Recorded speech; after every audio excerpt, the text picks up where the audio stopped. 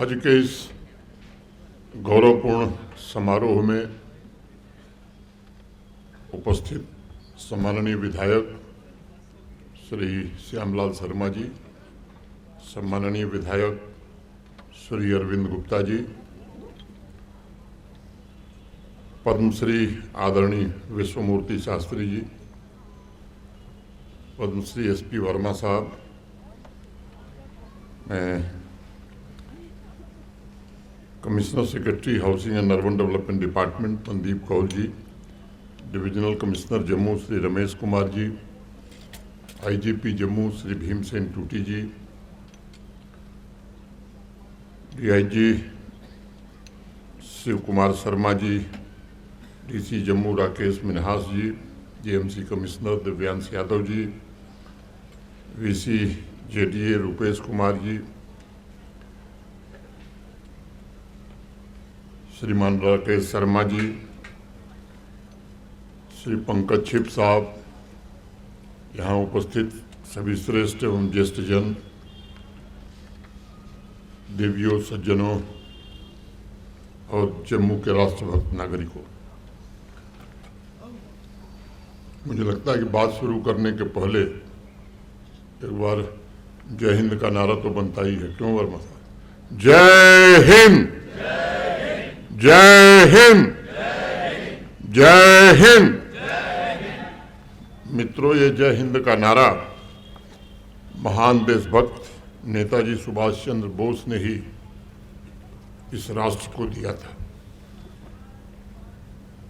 उनके इस नारे ने करोड़ों देशवासियों के शौर्य और पराक्रम को जोड़ने का काम किया था और उसी नारे का हुंकार भरते हुए आज़ाद हिंद फौज सेना ने अंग्रेजों के खिलाफ रण क्षेत्र में उतरने का संकल्प भी लिया था।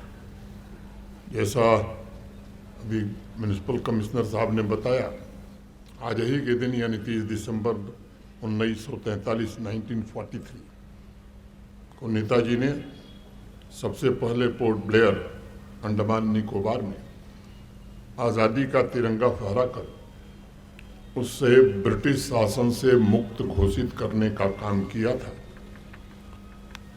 और देशवासियों को आज़ादी का संकल्प भी दिया था। उस ऐतिहासिक घटना को आज 82 साल पूरे हो गए हैं। आज उस ऐतिहासिक दिन की स्मृति में यहाँ जेडीए पार्क में तिरंगा फहराकर हम सब ने उस क्षण को जम्मू कश्मीर वासियों की चिर स्मृति में जीवंत और संरक्षित बनाने का एक प्रयास किया है। मैं Jammu municipal commissioner housing urban development department और जेडीए को हृदय से इस पुनीत कार्य के लिए बधाई देना चाहता हूँ। आप सब जानते हैं, अभी बताया भी कि आपने देखा भी कि 2018 में आज़ाद हिंद सरकार के उस ध्वजारोहण के 75 वर्ष पूरे होने पर भारत के आदरणीय प्रधानमंत्री श्रीमान नरेंद्र मोदी जी स्वयं अंडमान गए थे और उस दिन तिरंगा फहराकर उन्होंने 30 दिसंबर की तारीख को हमारी चेतना में अमर बनाने का काम किया था। जाने माने लेखक विश्व प्रकाश गुप्ता और मोहिनी गुप्ता ने लिखा था कि नेताजी सुभाष चंद्र बोस की देशभक्ति बेजोड़ थी, उनका शौर्य अलौकिक था, उनका साहस रोमांचकारी था, वे साधारण होते हुए भी असाधारण थे। जिस देश की धरती उनके जैसे व्यक्ति के लहू से सींची जाए वह देश कभी मर नहीं सकता। मुझे सबसे अधिक प्रसन्नता इस बात की है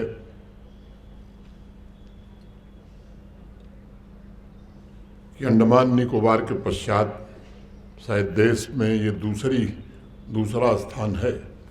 30 दिसंबर की ऐतिहासिक घटना को चिर स्मृति में अंकित करने की शुरुआत आज जम्मू से हो रही है।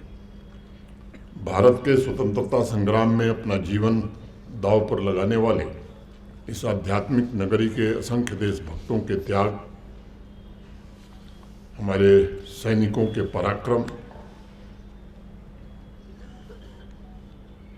इन सबको मैं नमन करता हूँ। जम्मू भारतवर्ष के अध्यात्म का केंद्र तो है ही, जम्मू भारत की राष्ट्रीय एकता एवं अखंड सांस्कृतिक धारा का भी प्रतीक है। यहाँ जिस प्रकार संतों ने, समाज सुधारकों ने एकात्म जीवन का आदर्श राष्ट्र के समक्ष रखा है, वही माँ भारती के वीर सपूतों ने स्वतंत्रता संग्राम के दौरान ब्रिटिश राज के खिलाफ लड़ाई भी लड़ी और उसके पश्चात जम्मू कश्मीर के पूर्ण एकीकरण के लिए अथक संघर्ष भी किया।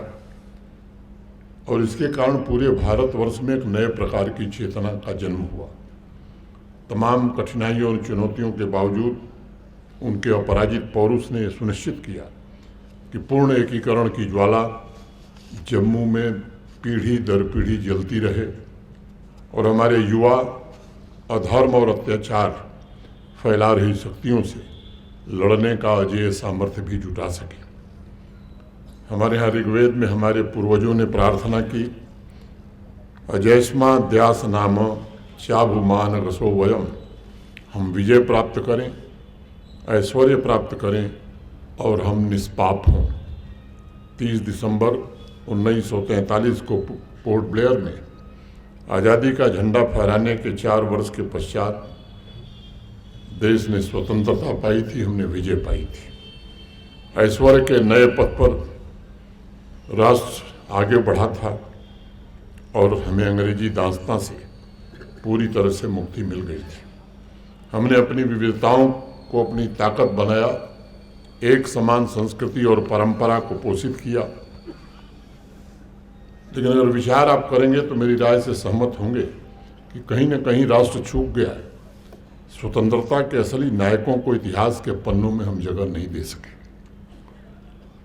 हर एक देश को अपने नायकों को स्मरण करना चाहिए, क्योंकि जो देश के लिए प्रेरणा है, पहचान है, एकता का सूत्र है, अगर उसे राष्ट्र स्मरण नहीं करेगा तो मुझे लगता है कि वो राष्ट्र पिछड़ जाता है। जो देश अपने नायकों को भुला देता है उस देश के प्राणों में कभी ऊर्जा नहीं हो सकती।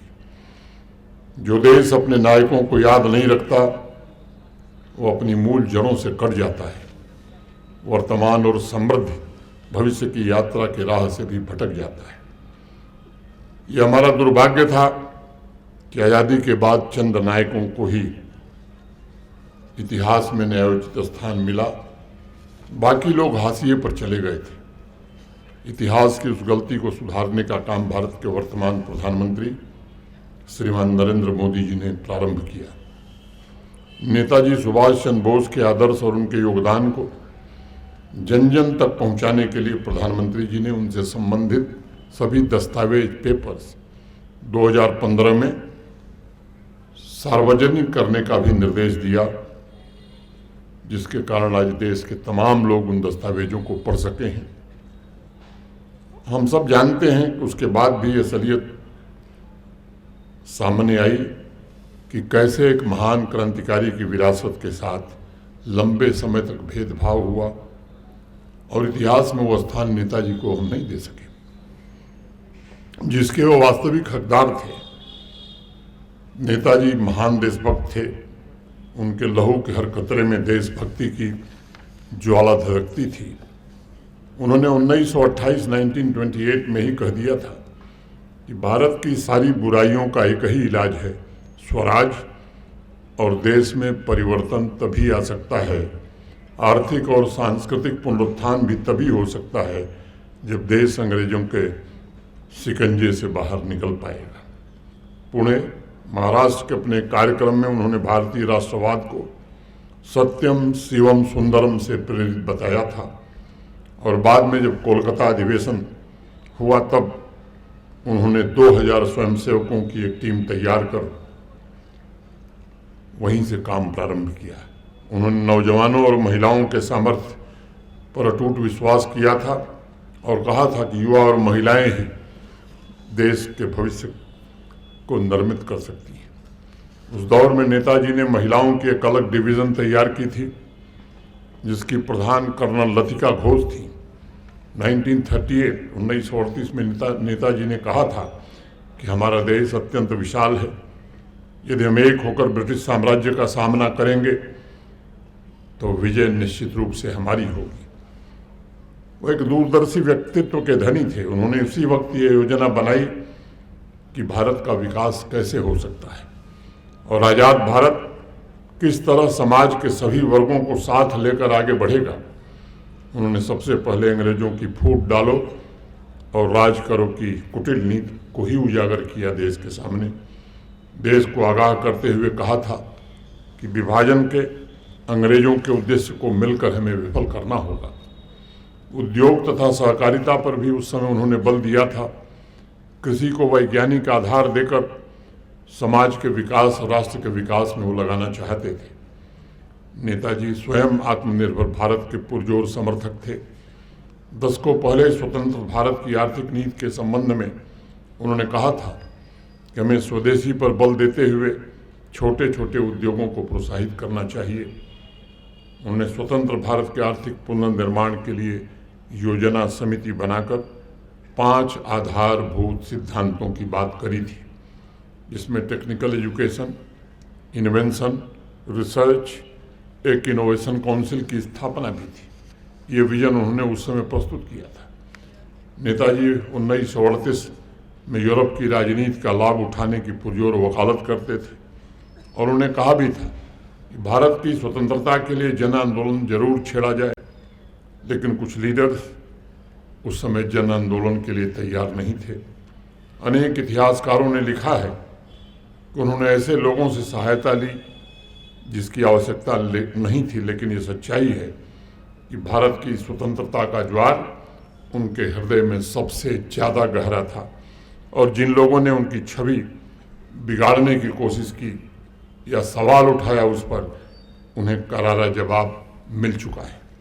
नेताजी जानते थे कि अंग्रेज फौज के बल पर भारत प्रशासन करते रहे हैं और सभी भारतवासी यदि एकजुट होकर लड़ेंगे तो भारत बहुत जल्द आज़ाद हो जाएगा।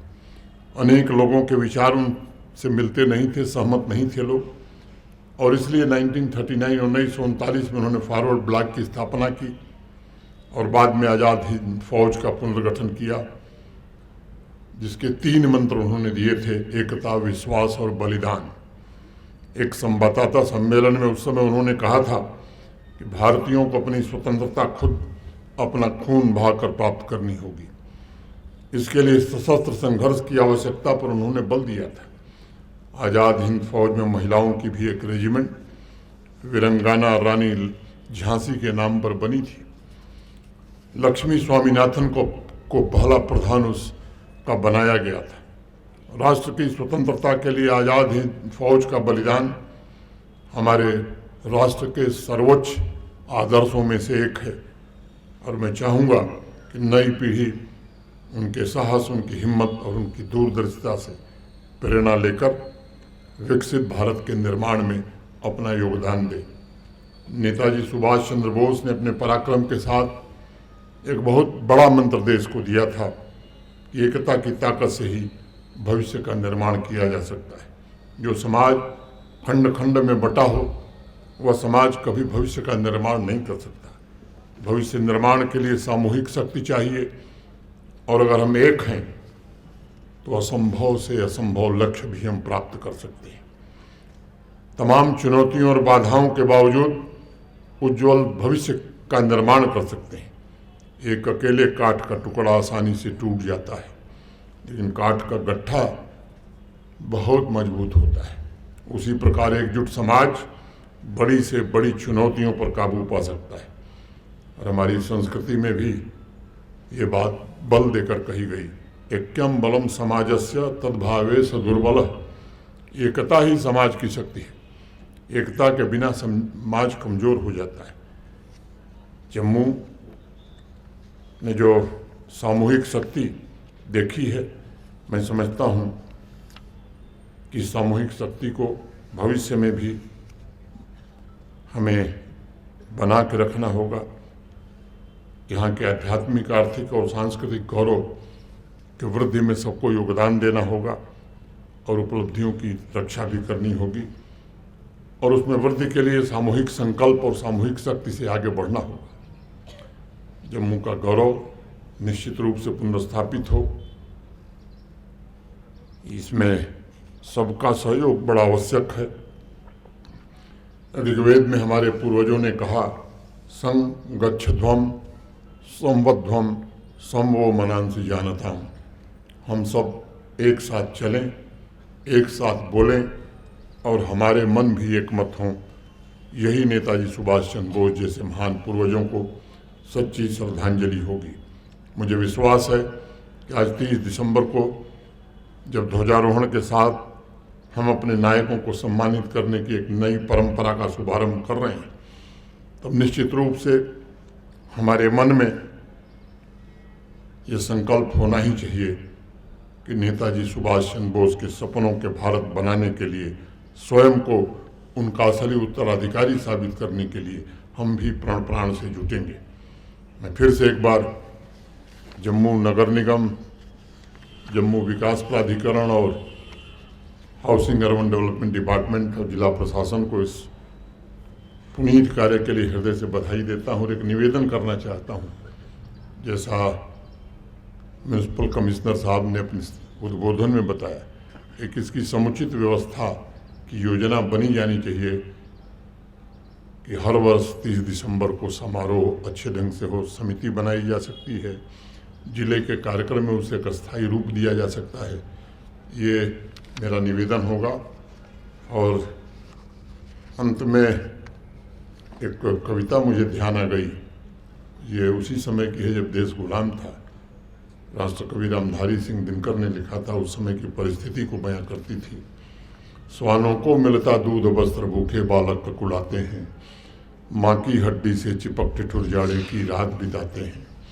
युवती के लज्जा वसन बेच जब ब्याज चुकाए जाते हैं, मालिक तब तेल फूलेलों में पानी सा द्रव्य बहाते हैं। ये स्थिति थी जब देश गुलाम था और मुझे लगता है कि उस गुलामी से मुक्त कराने में नेताजी का बलिदान हमारी सर्वोच्च प्रेरणा रहा है। एक बार फिर नेताजी की पुण्य स्मृति को प्रणाम करके आप सब के प्रति आदर व्यक्त करते हुए मैं अपनी बात पूरी करता हूँ। धन्यवाद। जय हिंद।